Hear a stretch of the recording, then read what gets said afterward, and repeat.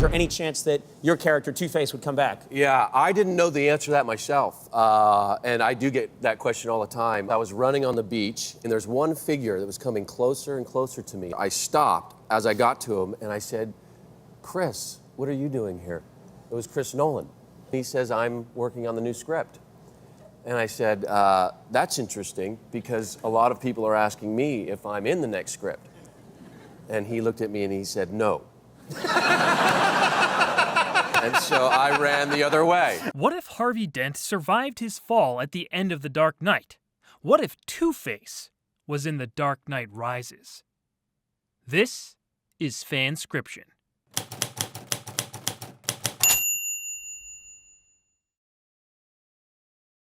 Our story opens years after the events of The Dark Knight. It's the eve of the city's greatest annual celebration, Harvey Dent Day. We're at a Gotham cemetery in the wee hours of the morning, and the heroic face of the late DA is focused on. It's placed prominently on a large headstone. The memorial topples over. Two thugs dig into the grave and complain about how their bosses forced them out at this ungodly hour. Both Carmine Falcone and Sal Maroni, who miraculously survived his encounter with Two-Face years earlier, are soon to be released from prison. Corruption has once again begun to infiltrate Gotham's legal system.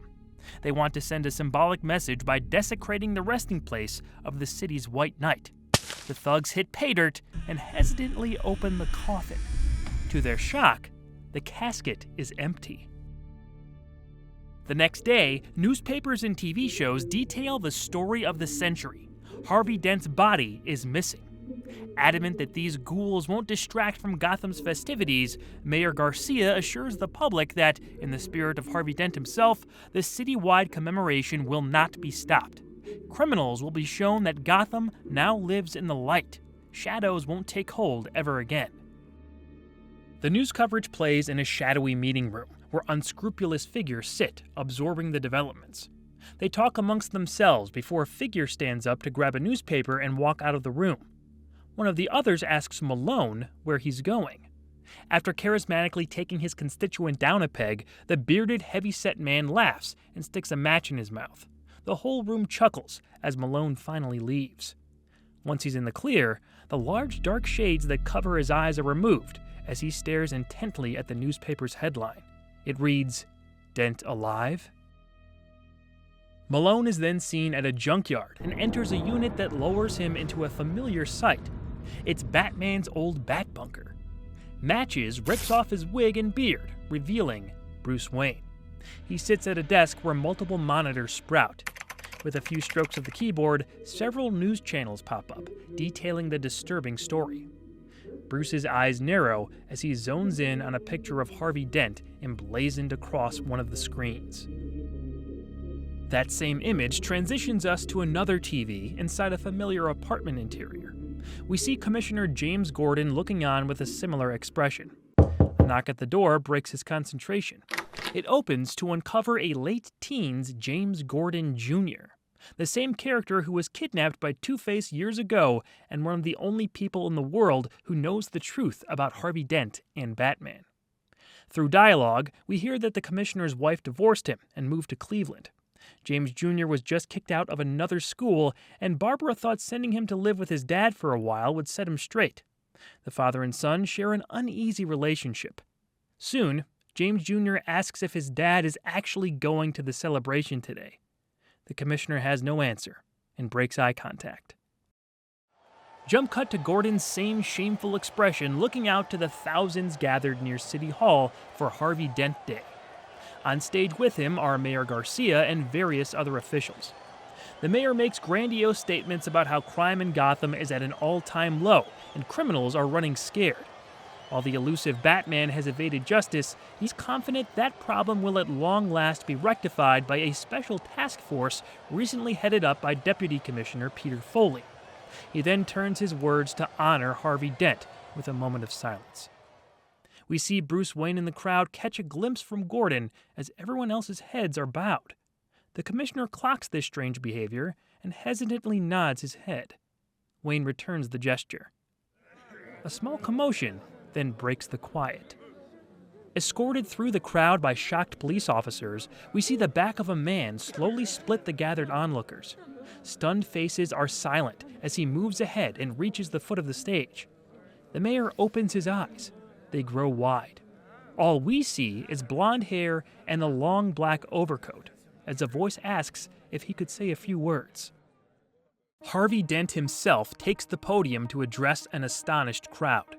He's had reconstructive surgery on the left side of his face, and the years have healed more than one would think.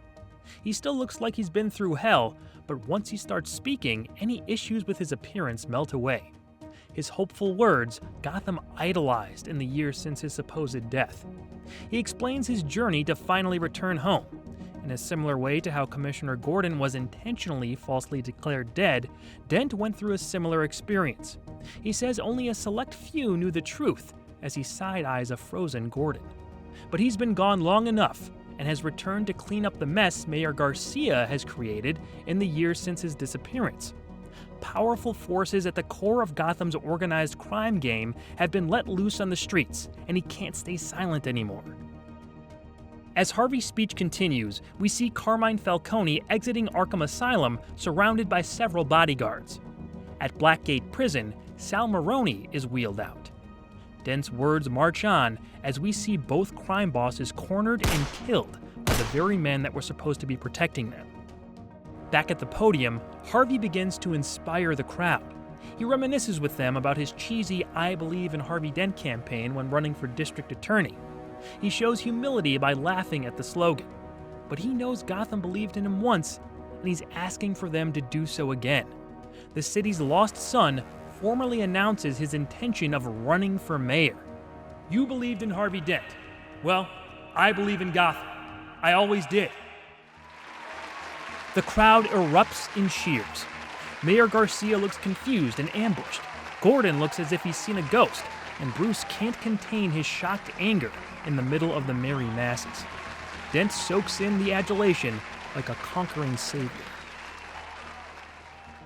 That night, Gordon is seen in the warehouse district where he waits alone, trying not to look suspicious. Soon, Batman steps out of the shadows. They discuss Harvey's return and what to do going forward. Gordon wants to confess and get the truth out in the open, but Batman thinks Dent will kill him without a second thought. He doesn't know what kind of game Harvey is playing, but the public will obviously be on his side. They have to be careful in how to proceed. The deaths of Falcone and Maroni that afternoon are obviously tied in. They agree to try and retrieve some proof of Dent's misdeeds before stepping forward. Gordon asks how he could have survived. They buried him.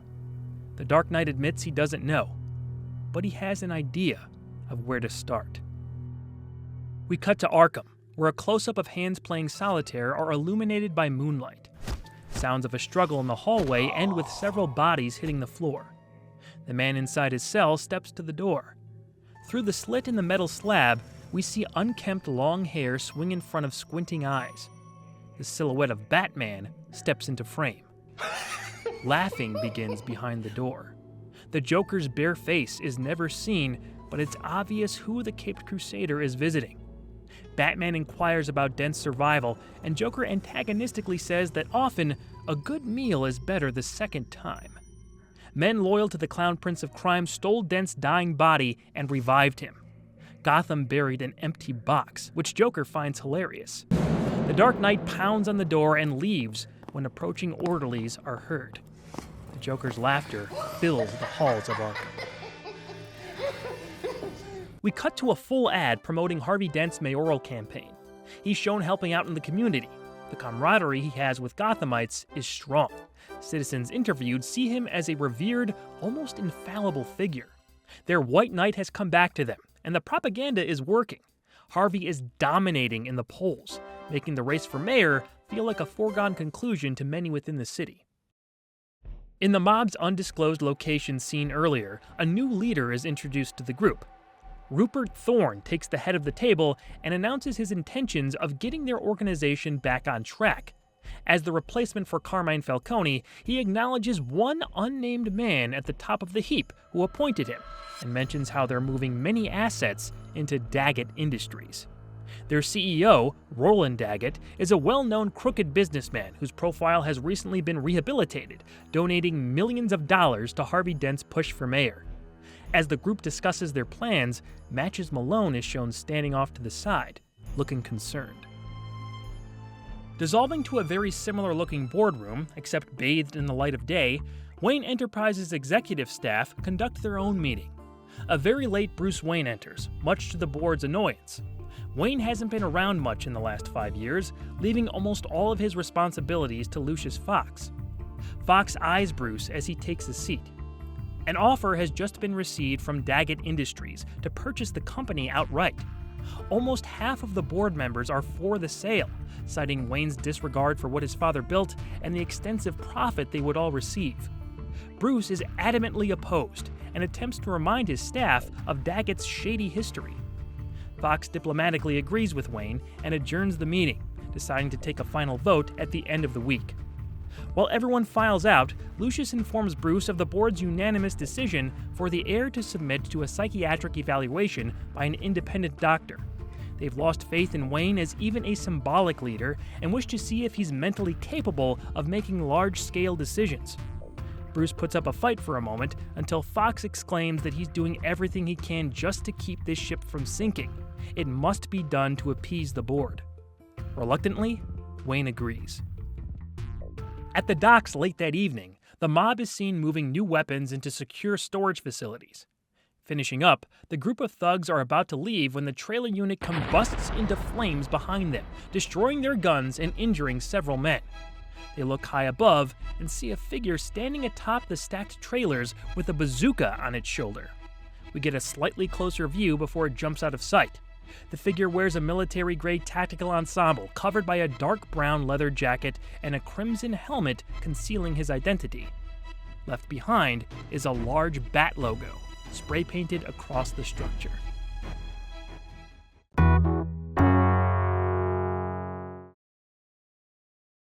At Wayne Manor, Alfred and Bruce talk about Harvey's return and try to theorize a motive for a man who seemed to lose all faith in the system the last time they interacted.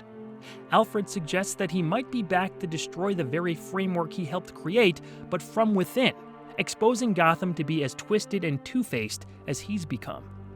Pennyworth admits that there's only one way to know for sure, and hands over an invitation to a Dent campaign rally. Downtown at a swanky hotel, Harvey basks in the applause of an elite group of Gothamites, all financially supporting his bid for mayor. Bruce has interactions with Roland Daggett and Harvey while there. With Daggett, false cordialities give way to thinly veiled threats about Wayne Enterprises and the future of Gotham. When Bruce and Harvey interact, they excuse themselves to a quiet area. Harvey comes off as sincere as they share memories, but there's clearly something darker smoldering beneath the White Knight's glistening armor. Bruce upsets Dent when he states he can't support his campaign and that he should get some help. Two-Face simmers to the surface for a moment and rejects Wayne's plea, saying he's never been better. He hopes Bruce is ready for change. In his new Gotham, it'll be out with the old and in with the new. Dent bumps Wayne's shoulder as he exits. Bruce is left alone, contemplating their confrontation. From here, we get a few scenes of Batman taking on the mob and following leads on the figure from the docks who always seems one step ahead. Gotham's underworld has dubbed this nuisance the Red Hood. Harvey defeats Mayor Garcia in a landslide, and Dent wastes no time making lofty promises to Gothamites. He's quick to appoint his own people in powerful positions, but forces Gordon to stay on as commissioner as a way to humiliate him publicly. After his victory, Dent and Batman share a single scene on the roof of police headquarters. Harvey refuses to drop the act and taunts the Dark Knight, saying Batman will be on the run like never before. He parts with a simple statement. Harvey Dent believes in Gotham. His Gotham. Bruce is soon subjected to that psychiatric evaluation by a doctor named Hugo Strange. Strange is secretly working for Roland Daggett in order to declare Bruce unfit to run Wayne Enterprises. During the evaluation, the doctor notices several odd things about Bruce and digs deeper into his background and small inner circle. He interviews Lucius Fox and picks up on subtle cues that he's hiding something. With Daggett's resources, Strange gains access to old files on Fox's former Applied Sciences division and sees inaccuracies in their numbers. He researches company attorneys who may have seen similar anomalies and finds one who left right after the Joker's rampage years ago. This lawyer just so happened to appear on Gotham Tonight, claiming to know who's under Batman's mask, but he was interrupted by the Joker's death bounty before revealing a name.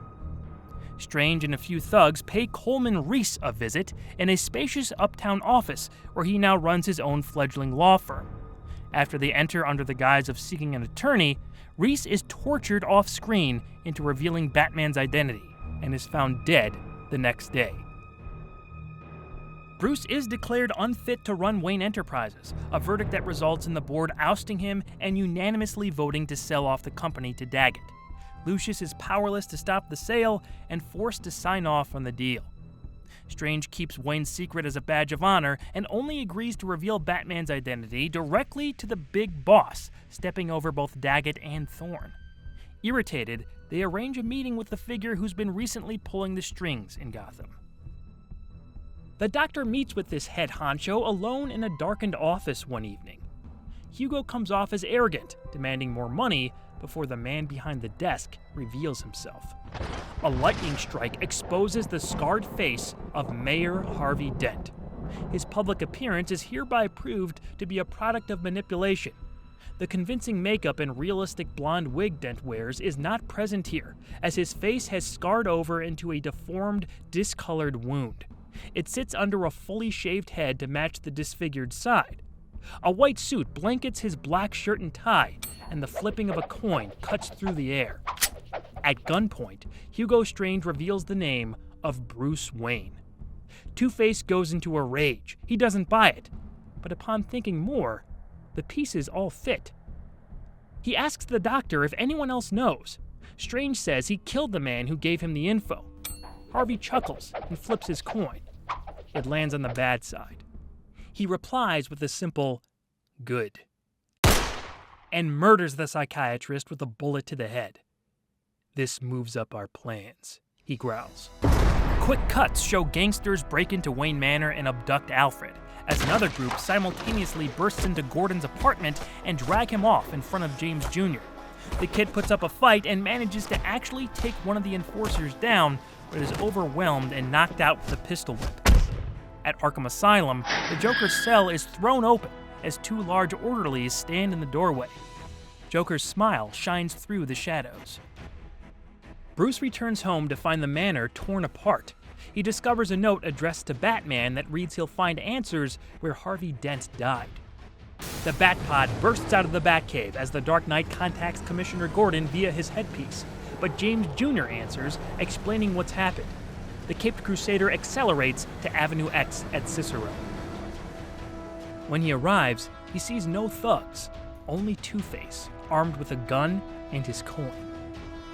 Dent introduces one of his special guests. We see the Joker tied to a chair, his hair covering his freshly painted face. Two-Face says he's going to show Batman that nothing good lasts. It's time to drop the charade. Bruce. Joker laughs hysterically at Batman's true identity and says something along the lines of, "Behind all the sturm and batarangs, you're just a little boy in a playsuit crying for mommy and daddy." Batman steps forward to attack Joker, but Two-Face pulls back on the hammer of his weapon, asking Wayne who's the real persona, Bruce or Batman. He's about to force Wayne to find out, revealing the location of both Alfred and Gordon. Batman must choose, and he has 22 minutes to do so. If not, both of them will be blown to Kingdom Come. After a final appeal from Bruce, who removes his mask, Dent repeats that nothing good lasts. Joker laughs louder and louder until Two-Face mockingly says, "Ready? Set?" He flips his coin.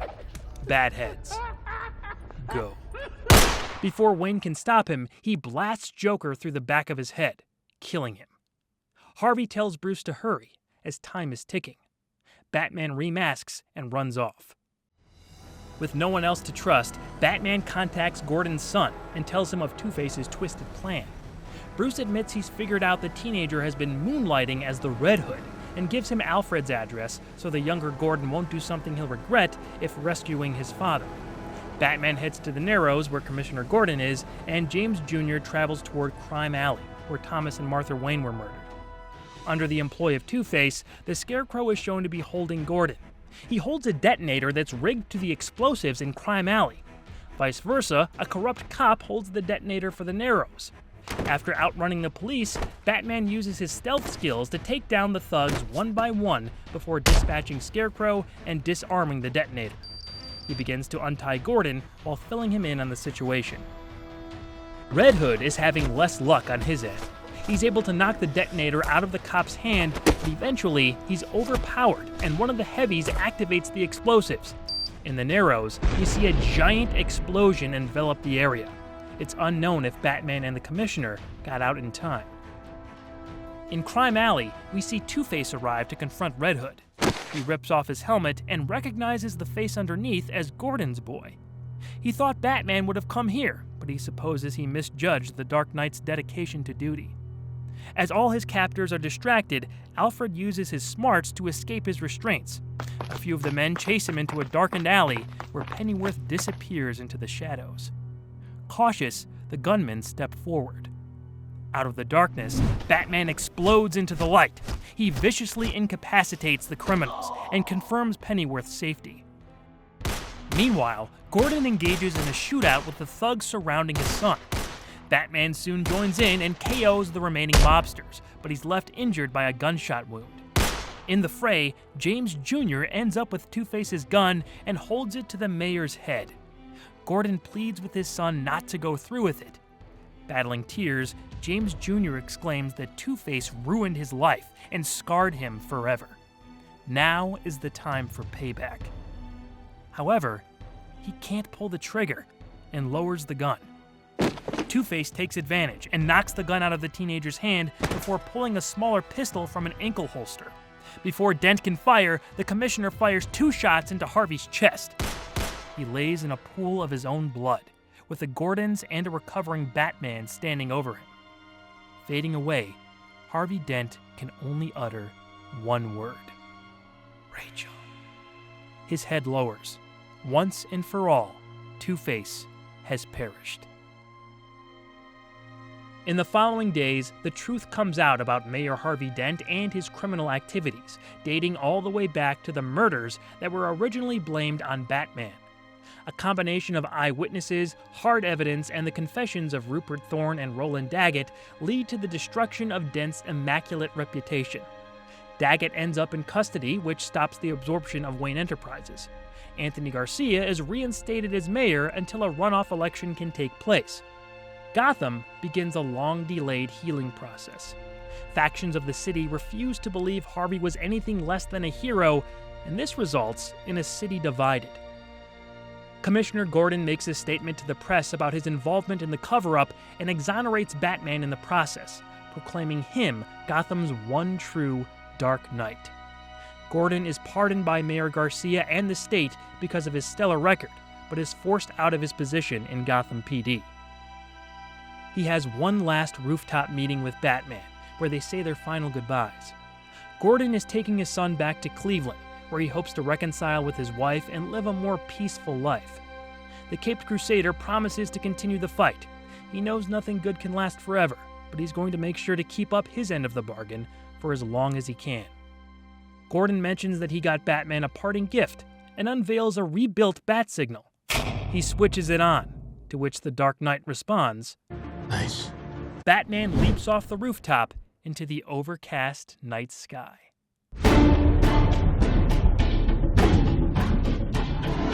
So, what did you think? Would this have been a worthy sequel to the phenomenon that was The Dark Knight if Two-Face continued on? Or did I totally miss the mark?